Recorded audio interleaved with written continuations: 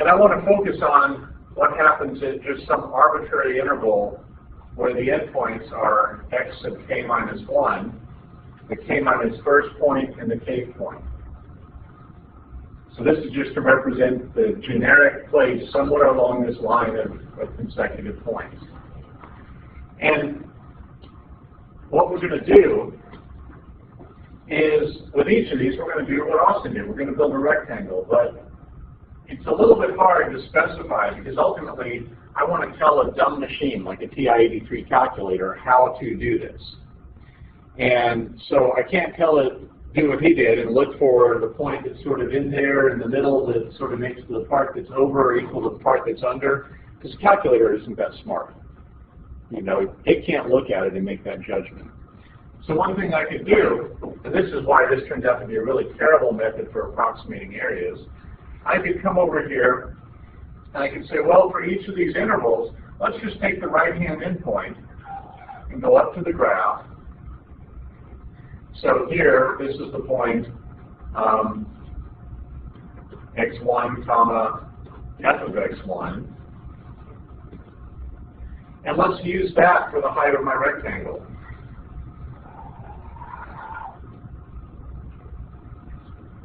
And so the area of this first rectangle is the height, which is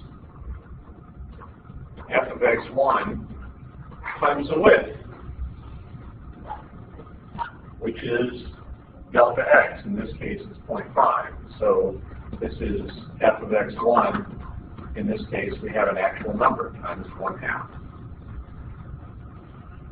Now, how do we get f of x1? I didn't give you a rule.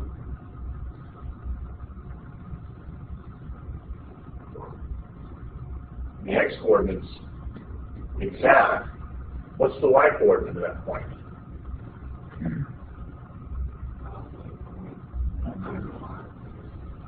It's a little bit below 0.95, so maybe something like 0.94. In this case, all you have is a graph. You have to estimate it. And so this area is 0.94 over 2. And so that's 0.47.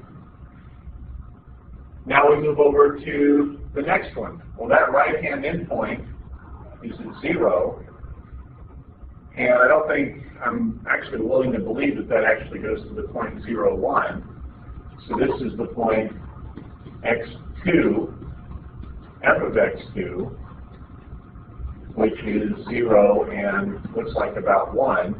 And the area of this rectangle, which is a little bit above the curve, is f of x2 times delta x, and that looks like 1 times 0.5, and so that's about 0.5. And if I do the same thing here, it's tempting to say, well, let me be symmetric about it, but in fact, I said take the right-hand endpoint. And I have to do that because in a minute I want to tell the calculator how to do this because I get tired of doing these things. And so when I go to tell the calculator how to do this, I have to go and tell it the height of this third rectangle. I'm going to be specifying the right-hand endpoint.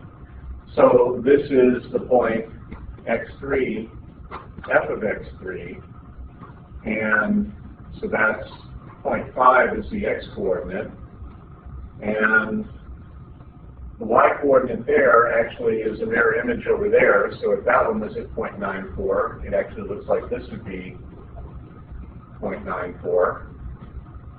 And so the area is f of x3 times delta x, which is going to be about 0.94 times 0.5, and that's going to be 0.47.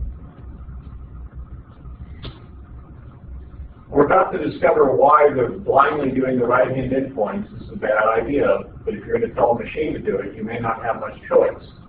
What's the next rectangle look like? Yeah.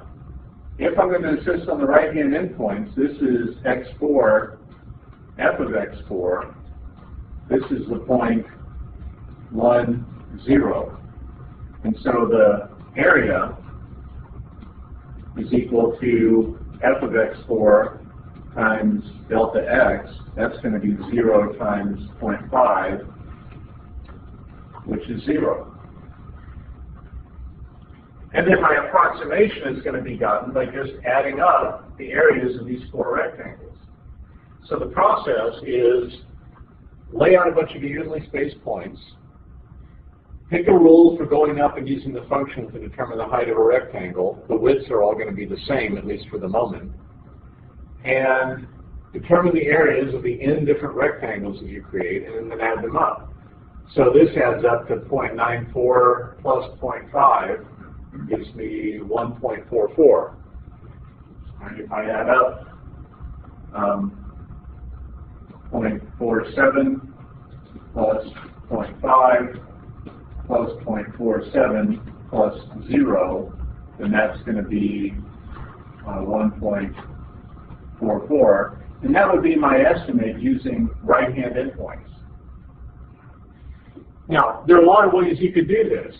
Obviously, there's a huge drawback to using the right-hand endpoints with this curve. You're losing a massive amount of area. You don't expect this is going to be a good approximation. So I could get around that maybe by, instead of using right-hand endpoints, I could have it compute the midpoint. Well, the midpoint is just halfway between these 2 points. So it's just take x1 to find, or x0 to find the midpoint, add half of delta x. In other words, 0.25.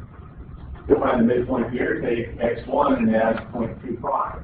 So there is a routine, methodical way to find the midpoints, and that would give me rectangles that have non-zero height all the way through. That might be a better approximation. So we have our delta x. We have a rule for determining my xn's. And then inside of each of these subintervals, I want to go through and pick a point. So in the first subinterval, I'll pick a point, say x1 bar. That might be the midpoint. It could be the right-hand endpoint, the left-hand endpoint. I want to build a little bit of flexibility. But I have some rule that in each rectangle picks a specific point. So there'd be some other x2 bar. And over here, this is rectangle K. And so this would be x sub K bar. And then over here in this last rectangle, that would be rectangle N. And so what I would get is I go up to the point x1 bar, f of x1 bar. If that's the right-hand endpoint, well, that's going to be easy to program if I've already got a formula for the right-hand endpoints or the left-hand endpoints or the midpoints. The calculator has a random number generator. I can actually write a little program in the calculator that will, between each of the sides of one of these intervals, pick a random point and use that. But what that's going to have me doing is going up and drawing a rectangle. And the area of that rectangle, that first one, is going to be, actually let's just write rectangle number, and then area. And so the first rectangle is going to have an area f evaluated at whatever point in there we want to take times delta x. The second rectangle is going to have f at whatever point we choose between x1 and x2 times delta x. The kth rectangle is going to have something that's like f of x of k bar times delta x. And then the last one is going to have f at some point times delta x. And then the idea is once you get all these areas of rectangles, so this one's going to go up here and do that. Over here we go up and draw it to the right-hand side and over to the left-hand side. We add up all these different areas.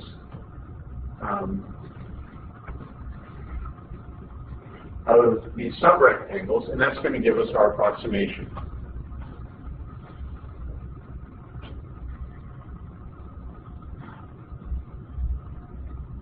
So we just did it with a special case. We did it with a special case of 4 subintervals, and we got an approximation.